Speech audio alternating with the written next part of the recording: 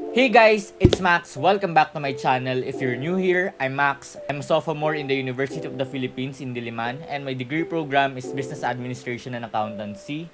And this is my UP Diliman series. I know that you guys are expecting a different video today because I said my 10th episode for this series will be about UPCAT or the UP College Admissions Test and tips for college entrance exams.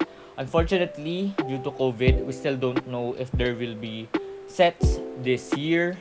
UST already announced na they won't be holding exams, so walang USTET this year. Instead, they have the U-Star, which will calculate your chances of going to UST using your high school grades, which I think is not a good measure of whether you are deserving or not of a slot in the university. Today, instead, we'll be talking about my iPad and its accessories because online classes are about to start in a few days actually. Today is August 31. My online classes start at September 10. Without further ado, let's talk about my iPad and the accessories I use with it. Let's start. First, let's talk about my iPad. So this is my iPad. It's the iPad Air 2019. I bought it last July and I've been using it for 2 months now. I think that it's the best iPad. It's the mid-range iPad.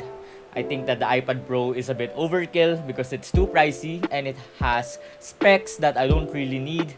While the iPad 7 or the iPad 7th generation, I don't think it's good enough for me and I don't think it will last me long. For example, this iPad Air 3 has the same chip as the latest iPhones, I think, while the iPad 7 has the chip of the iPhone 8. So the support for iOS won't be that long. That's why I chose this iPad Air 3.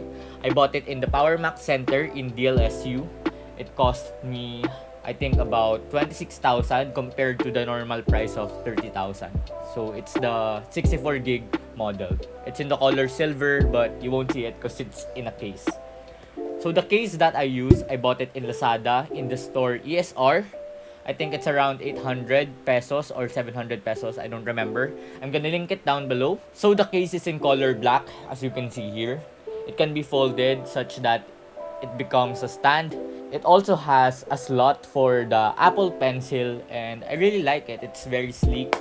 Next, we'll be talking about the Apple Pencil. So this is my Apple Pencil. It's the Apple Pencil Generation 1. Currently, it's in a carrot case, which I also bought in Lazada. It's around 120 pesos and I really like it. It gives me a better grip and it looks better compared to the white Apple Pencil, in my opinion, because it's a bit more artistic and it has more personality. You can open the tip here and then when you're about to charge, you can also open this other side. Next, we'll be talking about the accessories that I use. The first one is the USB dongle. This is the lightning port to USB-A dongle. It has 3 slots for USB-A and slots for micro SD and SD cards. Lastly, it also has another slot for the lightning port which will supply more power for this dongle. For example, I use this dongle for music production in GarageBand iPad.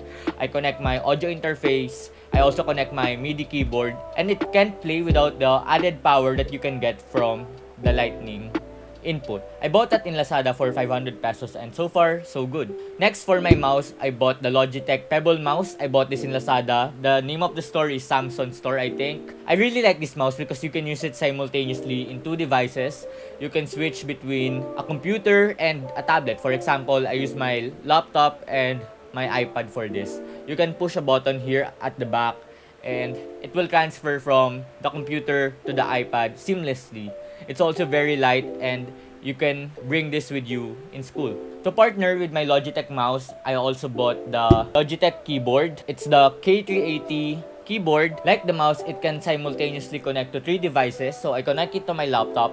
I also connect it to my iPad. And lastly, I connect it to my phone. So the prices for this are the Logitech keyboard is 2,000 while the mouse is around 1,000. And last but not the least, I don't use this that much, but I think I must share it with you guys because some of you might use it.